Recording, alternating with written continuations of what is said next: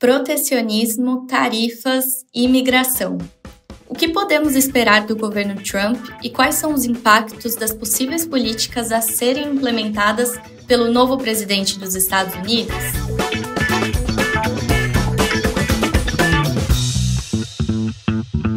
Bem-vindos e bem-vindas ao Mind Asset, o podcast da Itaú Asset.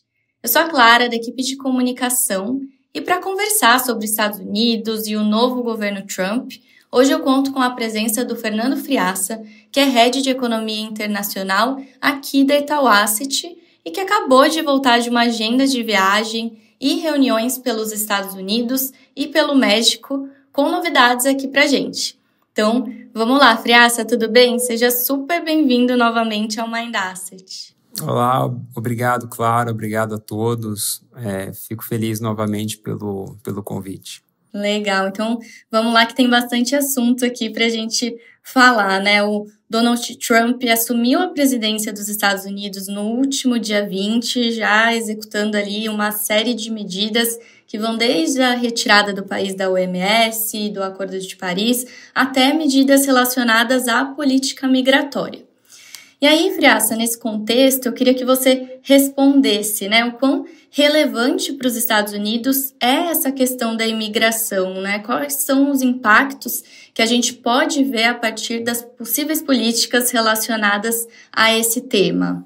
Bom, esse tema da imigração, ele tem sido bastante importante na discussão da economia americana já há algum tempo. Pelo menos nos últimos 4 anos a gente tem falado bastante disso, porque houve um fluxo imigratório muito grande para os Estados Unidos, inclusive no ano passado, e isso trouxe implicações para a macroeconomia dos Estados Unidos que foram bem marcadas. Em parte, por exemplo, o crescimento americano nos últimos anos tem sido persistentemente acima do que a gente imaginava que era o crescimento natural, né, ali antes da economia, o crescimento potencial dos Estados Unidos. Então, a gente tem convivido há algum tempo com taxas de crescimento próximas de 3%, 2,5%, que até antes da pandemia eram vistos como bem acima do que a economia conseguia crescer ali com a sua capacidade máxima. Então, uma parte disso é produtividade. A gente está vendo um crescimento grande da produtividade aqui nos últimos anos. E outra parte está, sim, associada a esses fluxos migratórios. Então, a força de trabalho vem crescendo acima do normal por causa disso. Então, trouxe para os Estados Unidos, né, essa questão, um crescimento maior, um mercado de trabalho que conseguiu conviver com esse crescimento com menos pressão inflacionária de salários, só que também trouxe essas discussões dentro da sociedade americana sobre o que isso representa para os Estados Unidos, para os cidadãos americanos, e o Trump venceu com uma bandeira de controle desse processo de imigração, de redução desses fluxos migratórios e até de deportações, né, que seria a reversão desse processo. Então, ele entender isso, né, o quão agressivas, quão significativas, né, vão ser essas políticas dele em relação à imigração, é fundamental para entender como vai ser o comportamento da economia daqui para frente. Provavelmente, né, a gente vai ver as deportações atingindo as novas altas históricas já neste ano. Eles já estão com uma política de fazer as buscas, né, por imigrantes ilegais e deportação, que está bem evidente na mídia, e é provável, né, que eles continuem com uma política bem forte ali de controle também dos fluxos na fronteira, contando com a ajuda, né, dos mexicanos, dos canadenses. E com isso a gente deve ver os efeitos contrários, né? Um crescimento que vai ficar um pouco mais fraco por este fator, pode ser que outros fatores compensem, e também no mercado de trabalho, alguns setores que são dependentes desse tipo de mão de obra devem ficar mais apertados. Então, construção, parte de agricultura, restaurantes, hotéis, tudo que demanda bastante trabalho, mão de obra imigrante, e que uma parte importante deles são ilegais, devem ter condições mais apertadas. E um outro tema que tem gerado, né, inevitavelmente também, muita expectativa e volatilidade no mercado é o tema da imposição de tarifas, né, ou seja, a postura protecionista do Trump. Como é que está a sua visão sobre isso, principalmente quando a gente fala, né, de China, Canadá, México? A gente teve, né, até medidas anunciadas recentes aí. Como que você está enxergando toda essa dinâmica também? Certo. A questão das tarifas é outro pilar, né, das políticas do Trump, do que ele falou durante a campanha e do que ele sempre pensou para a economia americana. Ele enxerga nos déficits comerciais dos Estados Unidos distorções geradas aí por más práticas comerciais, enfim. Ele tem as argumentações dele, né, para se colocar contrário a esses déficits, e ele vê as tarifas como uma forma de fazer justiça, essa forma, de certa forma, com o setor produtivo americano, o setor manufatureiro em particular. Bom, essa é uma dimensão da questão das tarifas. A outra dimensão da questão das tarifas tem a ver com a arrecadação. Então, ele também foi eleito como uma plataforma fiscal que é bastante agressiva, né? A extensão dos cortes de impostos que eles vão propor agora para o Congresso vai fazer com que o déficit americano continue grande para padrões históricos, caso não haja outras fontes de receita. Então, as tarifas também entram nessa dimensão de levantar receitas para tentar conter os déficits fiscais. O mercado, até a vitória dele, até a inauguração, na verdade, veio com um cenário no qual ele seria bem agressivo logo de saída nas tarifas, então tarifas sobre China, potencialmente tarifas sobre Canadá, México, União Europeia. A inauguração e os primeiros dias ali deram uma sensação de que talvez ele não fosse tão agressivo de saída, mas aí os eventos do fim de semana já mostraram que não é bem assim, né? Então, alguns países estão, sim, expostos a uma política tarifária mais forte pelo lado dos Estados Unidos. Aqui na Asset, a gente sempre acreditou que ele viria com uma postura mais dura, assim, do lado das tarifas, por essas dimensões que eu levantei aqui no começo da resposta. No fim, a gente vê que a gente acha, né, que a tarifa média que os Estados Unidos vão cobrar do resto do mundo pelas importações deve subir bastante. Hoje ela está em torno de 2,5%, se você considerar todas as importações americanas. A gente acha que eles vão tentar levar isso para uma coisa mais perto de 10% ou até acima de 10%. Ao longo do tempo, essas medidas mais rápidas e agressivas, como a gente viu no fim de semana, nos parece mais estratégia para conseguir concessões dos países os quais ele vai ameaçar. Então, por exemplo, o México, hoje a gente viu ele voltar atrás nas tarifas por conta de concessões que os mexicanos deram para ele. Só que ao longo do tempo, a gente acha que eles vão fazer estudos, investigações que vão trazer à tona essas más práticas comerciais, e aí a imposição de tarifas vai acontecer de uma maneira mais permanente, como eles fizeram com a China no começo do primeiro governo do Trump.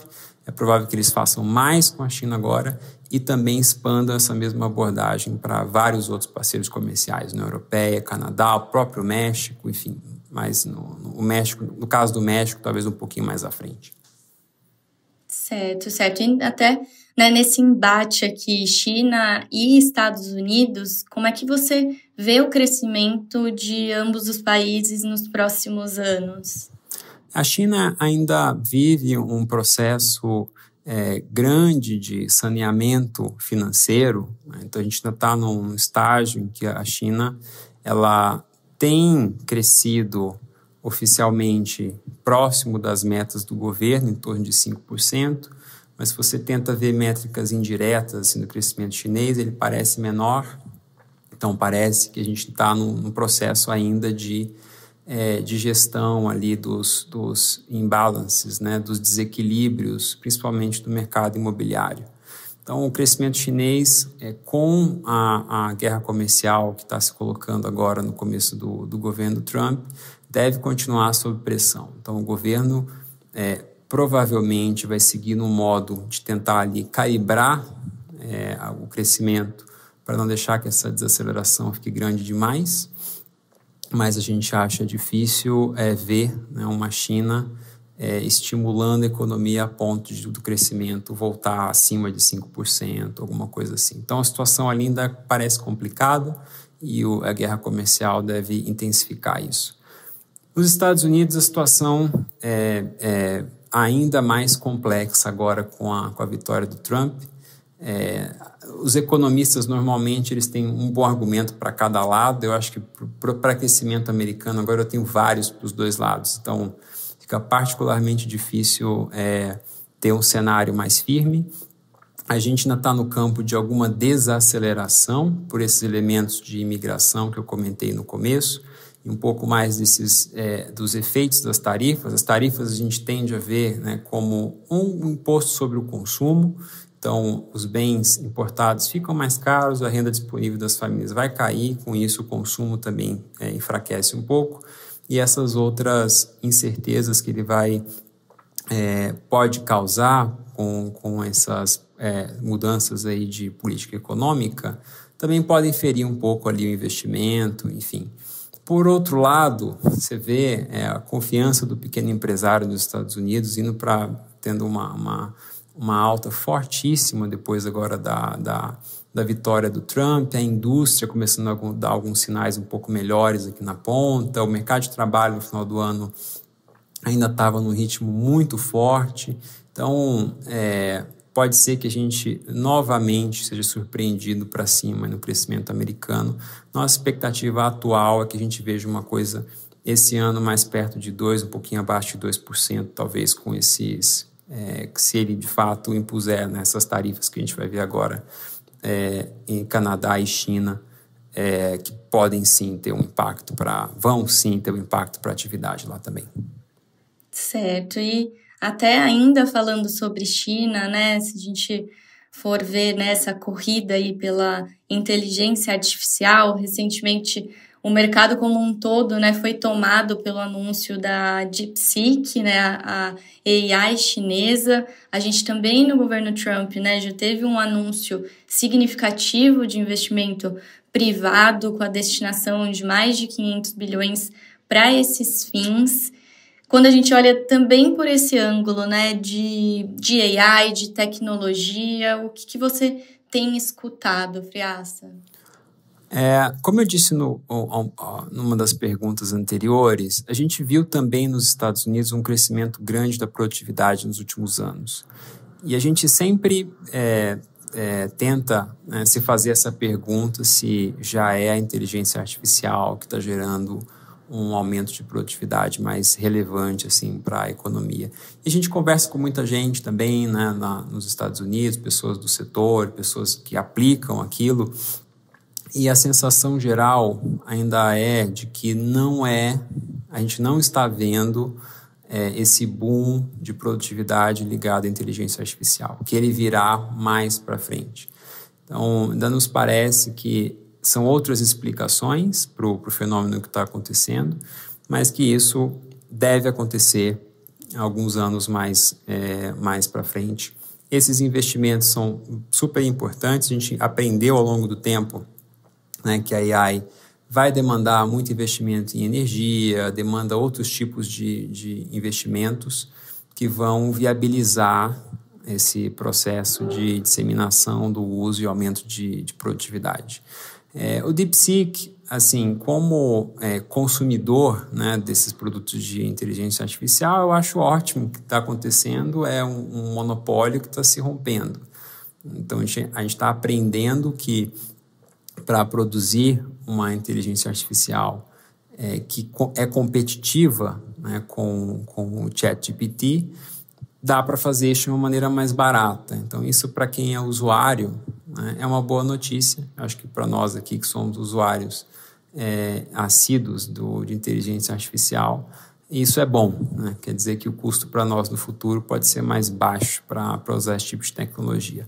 Mas eu paro aí, não sou especialista no setor, então também não quero avançar muito na minha opinião sobre esse episódio específico, mas eu acho importante que contribui aí para uma popularização, né, do uso desse tipo de tecnologia. Não, com certeza, vamos continuar monitorando esses desdobramentos por aqui também, né? Mas, Friaça, fechando esse capítulo de China, né, e dando luz aqui ao lado fiscal, há uma crescente preocupação com a situação dos Estados Unidos, né? Eu queria que você explicasse um pouco, né, de onde que vem isso e se a gente tem realmente aqui um ponto de atenção. Essa é uma questão chave também que vai ser importante para os mercados nos próximos anos, e aí muitos anos, né? Acho que a situação fiscal americana provavelmente não vai se resolver rapidamente. O Trump venceu, o secretário do Tesouro que ele apontou, o Scott Bessent, ele dá sinais claros de que ele quer fazer um ajuste fiscal nos Estados Unidos, quer trazer esse déficit americano, que hoje está em torno de 6,5%, para uma coisa mais perto de 3%, um ajuste muito grande. Pelo menos, se ele pelo menos for nessa direção, acho que é uma boa notícia para o mercado, dada as expectativas, né, e a situação corrente. Então, você tem essa questão dos cortes de impostos pela frente. O que acontece? O Congresso agora vai começar a preparar o orçamento nos Estados Unidos, e nesse orçamento, uma promessa de campanha do Trump é a extensão dos cortes de impostos que ele fez em 2017, que expirariam agora em 2026. Então, se nada for feito, no ano que vem você tem um aumento grande de impostos para a pessoa física nos Estados Unidos, e isso seria um choque aí, a gente chama do fiscal cliff, né? Você teria um impacto na economia de um aumento dessa arrecadação fiscal. O Trump venceu com a promessa de estender esses cortes de impostos e não há apetite em Washington, acho, para não entregar essa extensão. Eles vão ali fazer o orçamento, fazer os cortes de impostos caberem no orçamento, é isso que vai acontecer. E a discussão hoje é sobre coisas a mais que foram promessas de campanha, como fazer para contrabalançar essas medidas com cortes de gastos. Então, ele falou que vai cortar imposto sobre gorjeta, cortar imposto sobre hora extra, cortar mais o imposto corporativo para indústrias que produzem nos Estados Unidos. Então, tem outras medidas que têm custo fiscal importante, que provavelmente vão ter contrapartidas do lado do gasto, mas não os cortes de impostos que ele aprovou lá em 2017. Com isso, o baseline, assim, de déficit fiscal para os Estados Unidos ainda fica nessa faixa de 6%, pode subir a 7% do PIB, indo daqui até 2030. É um ambiente, então, de déficits americanos muito grandes. O Tesouro, para financiar isso, a gente pode entender dessa forma, ele suga dinheiro do resto do mundo, é uma dívida que é livre de risco. Então, para outras economias, né, economias que precisam também de dinheiro do estrangeiro para se financiar, é um ambiente inóspito. Então, acho que para a gente, né, a situação fiscal americana vai continuar delicada ainda por muito tempo. A eleição do Trump não muda esse cenário a priori. Vamos ver se eles conseguem a agenda de corte de gastos, né, suficiente para tentar contrabalançar isso. Tarifas, por outro lado, pode ser uma forma de tentar contrabalançar isso.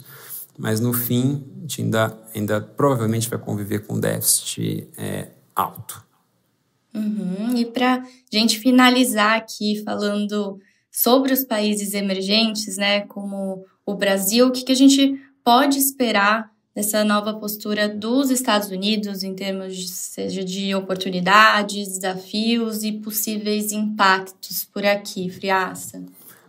Certo. É um mundo difícil para emergentes, né? Não deixa de ser vai ser um mundo, e como eu disse, a gente está convivendo ainda com um fiscal americano, com déficits grandes, isso suga recursos, ao mesmo tempo as taxas de juros lá têm dificuldade para ceder, né, por causa dessa oferta toda de papéis que a gente deve ter ao longo dos anos. E com isso, o Fed, por exemplo, né, nesse cenário em que a economia ainda cresce numa taxa razoável e a demanda fica sustentada por esse fiscal, junto com esses riscos de curto prazo das tarifas para a inflação, o Banco Central americano não vai ter apetite para cortar muito os juros. A gente, no cenário base, até antes desse episódio das tarifas, tinha mais 2 cortes esse ano, então o Fed cortaria agora em junho e dezembro. A taxa base queria para uma coisa ali entre 3,5% e 4% ao longo desse ano. Aqui, o nosso viés é que ele cabe cortando menos ainda depois desse episódio das tarifas, que provavelmente vai dar aqui um impulso na inflação de curto prazo e deixa as projeções de inflação para esse ano já perigosamente ali perto de 3%, que é um nível que eu acho que para o Fed é preocupante. Tá? Vindo de um mundo que a gente viu a inflação alta, né, e o risco de desancoragem das expectativas é grande, então fica um cenário em que o Fed fica mais cauteloso. E menos corte de juros nos Estados Unidos significa um ambiente mais inóspito aí para mercados emergentes. Vai haver diferenciação novamente, né? Então há mercados que estão mais ligados a esse processo de crescimento nos Estados Unidos, que estiverem mais alinhados ao Trump. A gente viu esses sinais positivos para o México, por exemplo, né? Conseguindo entregar ali as concessões que ele quer. Podem outperformar outros países que passem a ser vítimas mais diretas assim, dessas políticas dele. O Brasil, ele já se referiu ao Brasil algumas vezes diretamente, e a questão é um país protecionista do ponto de vista de alíquotas das tarifas, né? E isso, essa abordagem, se eles forem para uma abordagem de reciprocidade nessa parte tarifária, é possível que o Brasil também acabe entrando aí num grupo de países que eles vão atacar futuramente. Então, é mais um motivo, né, para a gente ser cuidadoso aí na nossa condução de política econômica. Tem bastante coisa aqui para a gente continuar monitorando, né, e trazendo atualizações também. Priaça, acho que sempre excelente contar com a sua participação aqui. Então, obrigada novamente por compartilhar sua visão aqui no Mindasset com a gente. Eu é que agradeço. Fico feliz de participar aqui com vocês. Obrigado. Maravilha. E para você que nos acompanhou até aqui, para ficar por dentro das nossas projeções econômicas atualizadas e todos os nossos conteúdos de economia, basta acessar o link da descrição do episódio. E se você gostou, não esqueça de seguir o Mindasset na sua plataforma de áudio preferida. A gente se vê na próxima!